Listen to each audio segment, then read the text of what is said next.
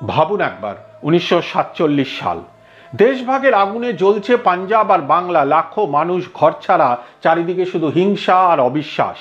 ঠিক সেই সময় দিল্লির কনস্টিটিউয়েন্ট অ্যাসেম্বলিতে বসে ভারতের নেতারা এমন একটা সিদ্ধান্ত নিচ্ছিলেন যা শুনলে অবাক হতে হয়। তারা ঠিক করলেন ভারত হবে এক সেকুলার বা ধর্মনিরপেক্ষ রাষ্ট্র। কিন্তু কেন? যে দেশ ধর্মের ভিত্তিতেই ভেঙে গেল, সে কিভাবে ধর্মনিরপেক্ষ হতে পারে? এটা কি ভারতের নেতাদের সবচেয়ে বড় ভুল ছিল, নাকি এর পেছনে ছিল এমন এক গভীর ভাবনা যা আজ আমাদের জানা অত্যন্ত দরকার? চলুন আজ আমরা সেই কঠিন সময়ের বিতর্কে ডুব দেই আর বোঝার চেষ্টা করি কেন ভারত হিন্দু রাষ্ট্র না হয়ে ধর্মনিরপেক্ষতার কঠিন রাস্তা বেছে নিয়েছিল।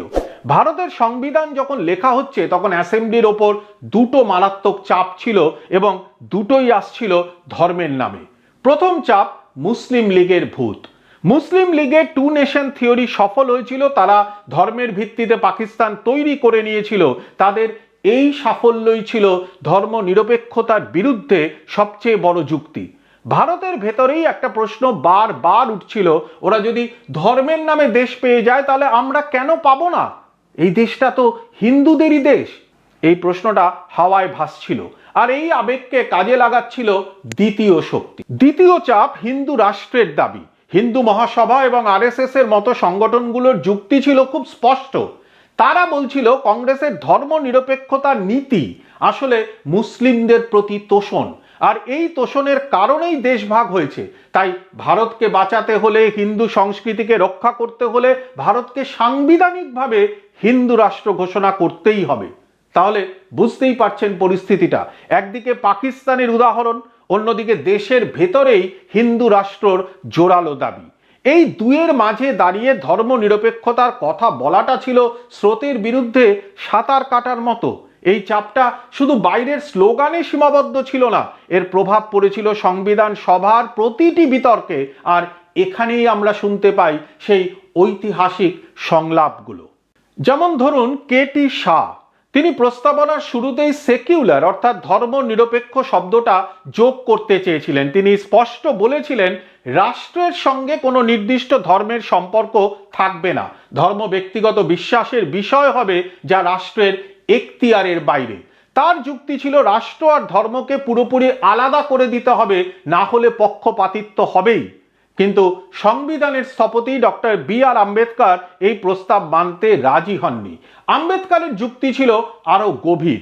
তিনি মনে করেছিলেন ধর্মনিরপেক্ষতার আত্মাটা ইতিমধ্যেই মৌলিক অধিকারের মধ্যে গেঁথে দেওয়া আছে, আলাদা করে সেকুলার শব্দটা যোগ করার কোনো প্রয়োজনই নেই।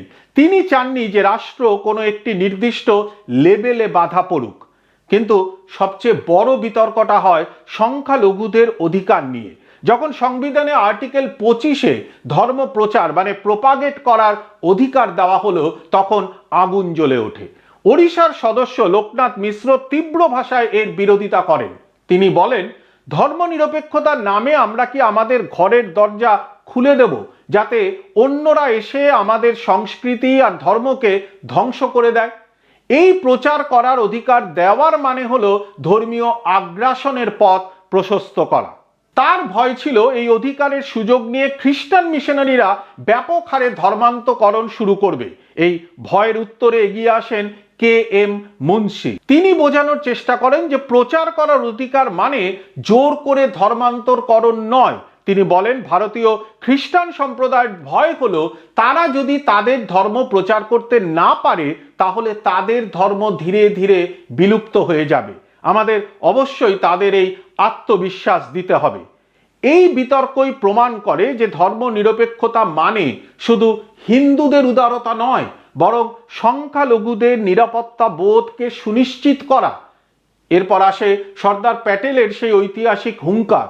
দেশভাগের পর যখন অনেকেই প্রতিহিংসার কথা বলছিলেন, তখন ভারতের লৌহ মানব গর্জে ওঠেন। সর্দার প্যাটেল স্পষ্ট করে দেন যে ভারত পাকিস্তানের পথে হাঁটবে না। তিনি বলেন, যারা এখান থেকে গেছেন তারা আমাদের ভাই।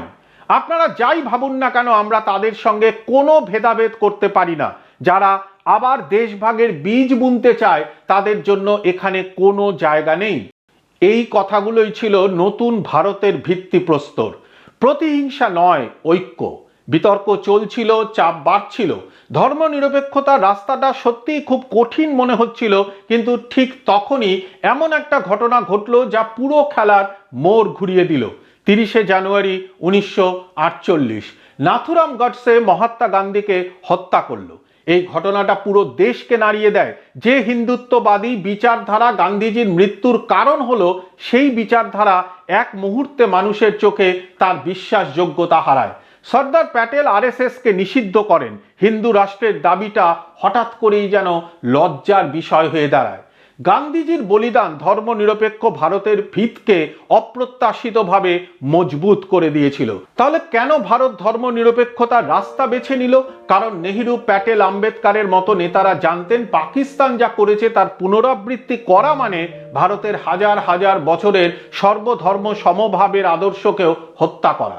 তারা জানতেন 3.5 কোটি মুসলিমকে দ্বিতীয় শ্রেণীর নাগরিক বানিয়ে একটা শক্তিশালী দেশ গড়া অসম্ভব।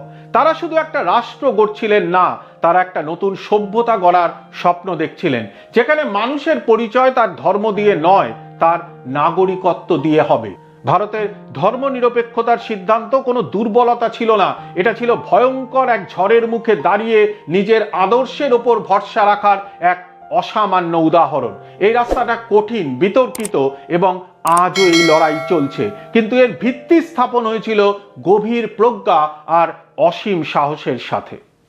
নমস্কার।